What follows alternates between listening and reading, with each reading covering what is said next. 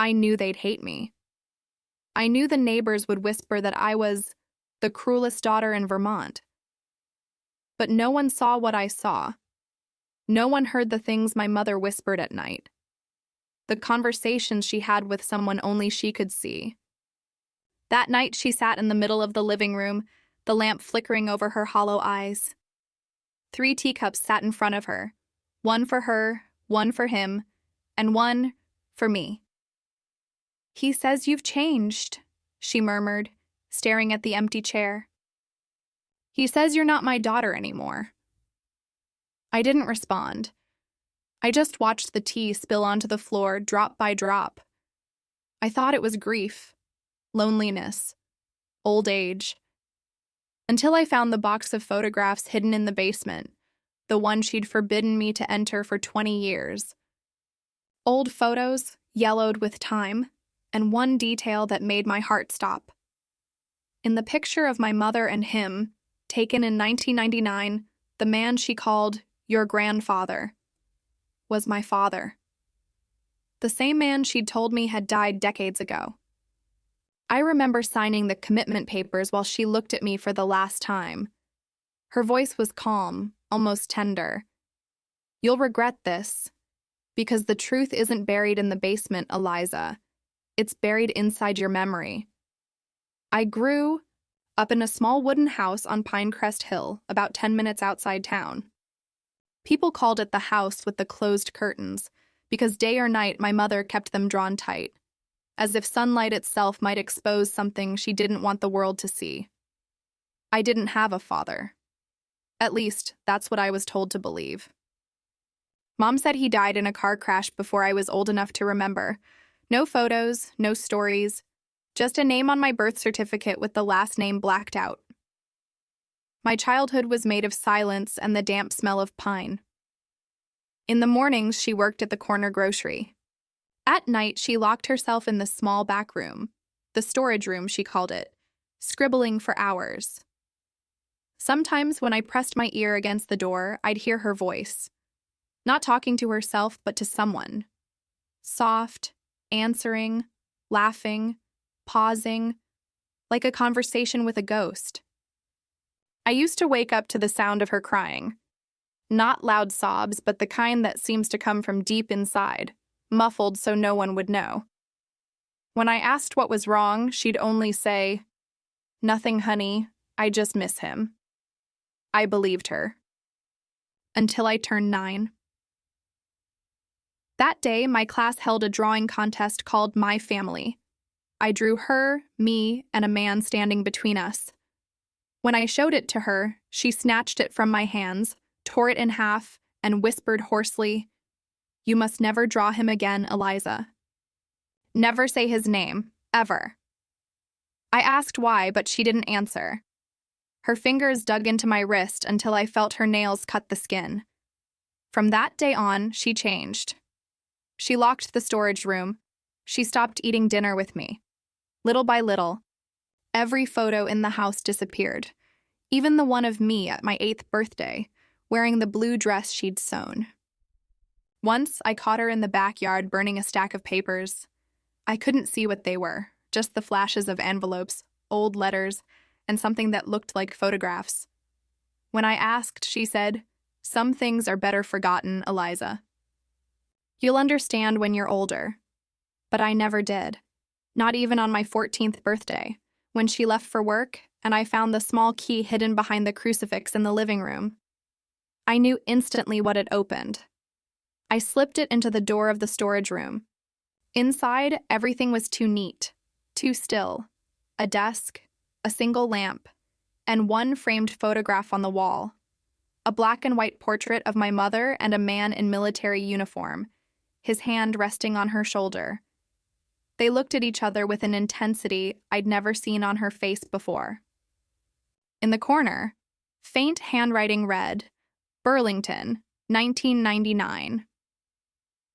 When the light hit the glass, I noticed 2 faint black streaks at the bottom. Someone had tried to blot out a name. When she came home and saw the door open, she slapped me. Once. Hard. No shouting, no explanation, just a single blow that burned down my cheek. "Don't ever come in here again," she said, trembling. "Don't let curiosity make you lose the only thing you still have." I didn't know what the only thing meant, but I stopped asking about my father after that. That was also when she began talking to the empty chair every night. At first, it was whispering in the kitchen. Then it was full conversations in the living room. Laughter, silence, pauses. Sometimes when I peeked in, she'd be smiling at the chair like she was listening. Back then, I thought she was just lonely. Now I know. Loneliness wasn't the problem. I left home at 18, not because she threw me out, but because breathing inside that house felt impossible. By my last year of high school, my mother was barely herself. She slept during the day, stayed awake at night, and carried a small notebook everywhere like it was sacred. Once, when she went to the store, I opened it. Her handwriting crawled across the pages like snakes. "He's still here." He told me not to let her leave. If she leaves, he'll be gone forever. I froze. Who was he? My father? The man in the picture? Or just the voice in her unraveling mind? I hid the notebook, hoping that if she couldn't find it, maybe the madness would stop. That night, she screamed. She tore through my room, throwing my clothes, my books, the blankets onto the floor. "Where is he?" she shouted, voice raw and breaking. "Where did you hide him? Give him back." I locked myself in my room until morning. We didn't speak for 3 weeks. I worked part-time at the local library to save for college. Every night when I came home, the storage room door was cracked open, even though I always locked it before leaving. Sometimes I heard footsteps. In the hallway after midnight, heavy, measured, distinctly male. But when I turned on the light, there was only my shadow. Then one December evening, I came home early. She was in the living room, tearing photos of me into pieces, one by one. "You're not my daughter," she whispered. "He said so. You're just a replacement." I don't remember if I screamed or cried first. I just remember grabbing my backpack, my wallet, $120, and walking out into the snow. That was the last night I ever spent in that house. I rented a small room above a laundromat in Burlington. At first, I texted her every few days. "I'm safe, Mom. Don't worry." No reply. A month later, I received a plain envelope with no return address. Inside was the same notebook, and a single note written in her shaky hand. "Don't come back." "He hasn't forgiven you?" My heart pounded. Part of me was angry, for her paranoia, for turning our lives into this endless nightmare. But another part was afraid.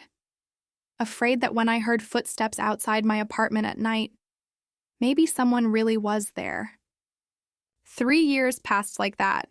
I worked days, studied accounting at night.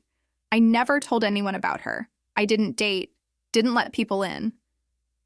Because how do you explain to someone that your mother hears ghosts, and you're terrified one of them might be real?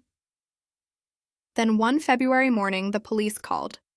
They'd found her sitting on the front porch of our old house, clutching the notebook, staring into nothing, mumbling about the fake daughter. When they tried to help her up, she screamed, "Eliza, give him back! You replaced him!" I went to see her at the county psychiatric ward that afternoon. Her room faced the pine woods, the curtains fluttering in the cold wind. She didn't recognize me. "Are you the new nurse?" she asked.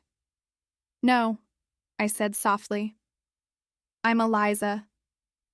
She smiled faintly, a sad, knowing smile. "No, my daughter's dead." He told me she died a long time ago. I signed the long-term care papers that day.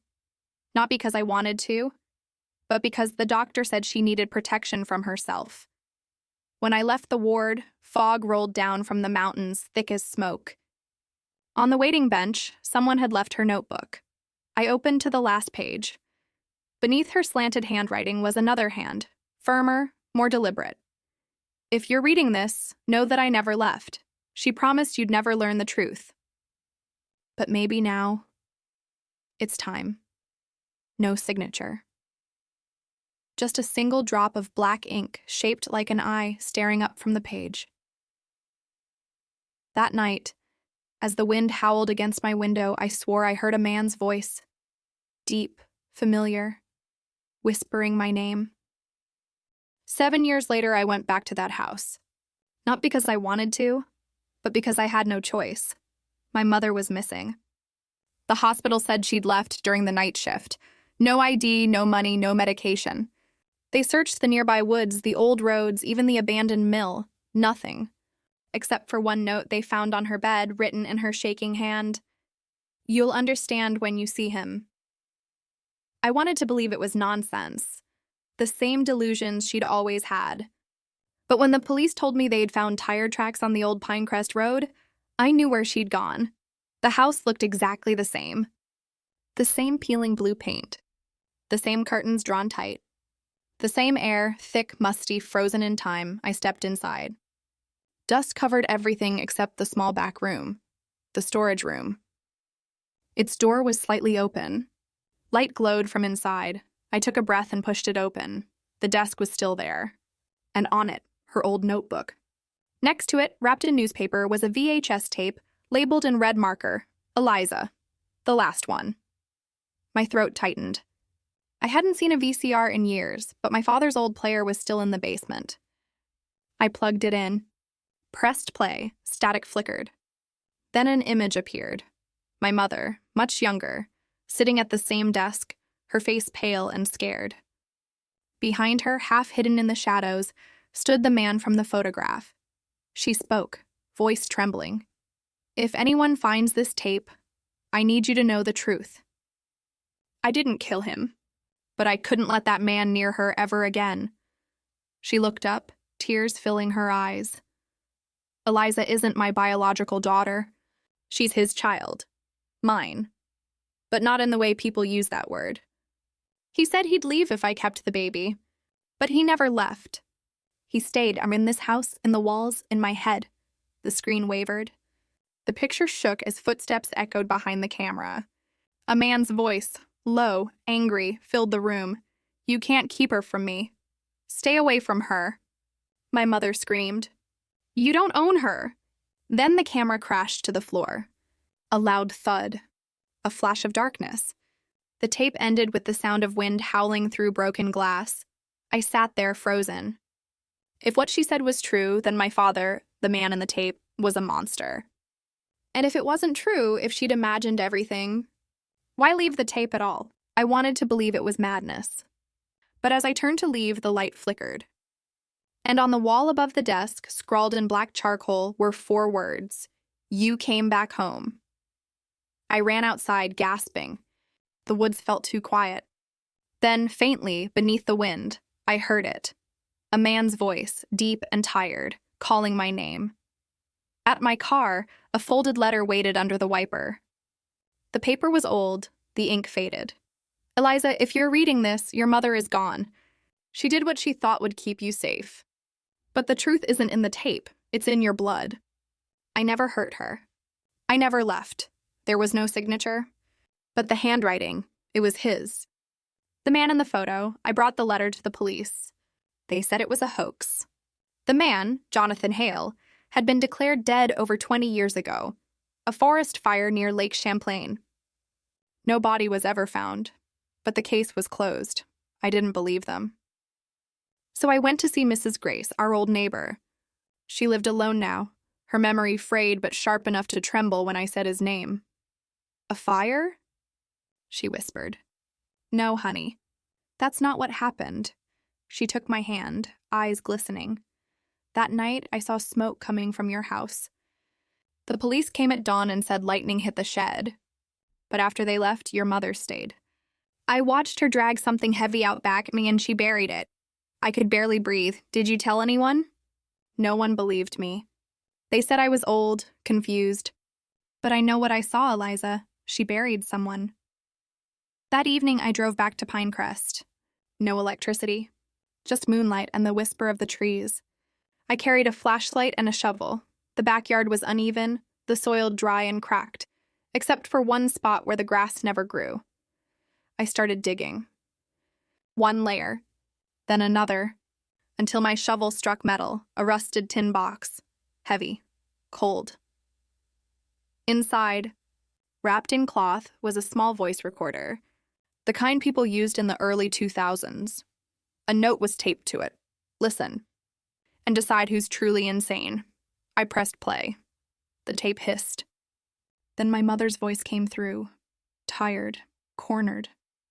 I know you'll come. You always do. But this time I'm ready. Then a man's voice, unmistakable. Don't do this, Martha. I just want to see her. You killed her father. She snapped. No, he fell. You saw it happen. Liar. I made Eliza believe she was an orphan because of you. You kept whispering in my head every night. The recording crackled. A crash, a scream. Then silence. Finally, her voice, faint, trembling. If she ever finds this, she won't survive the truth. The recorder clicked off. I fell to my knees, tears spilling into the dirt. If that was real, then my mother had killed him. Buried him.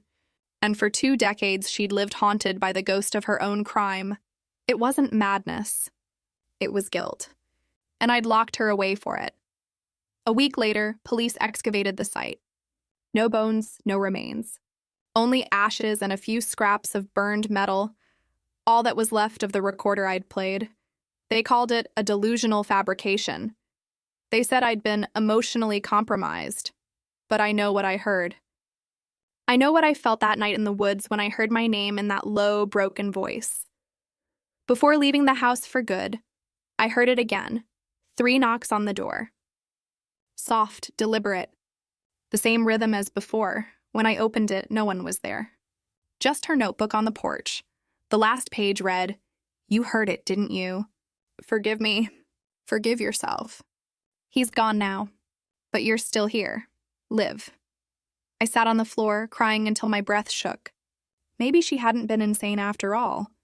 Maybe she was the only one brave enough to face what really happened. Now, every autumn, when the leaves turn gold on Pinecrest Hill, I visit that house. I bring wildflowers and leave them by the window where the light still seeps through. Not for forgiveness, but as a reminder that sometimes the truth doesn't live in the past. It lives in how we choose to remember it.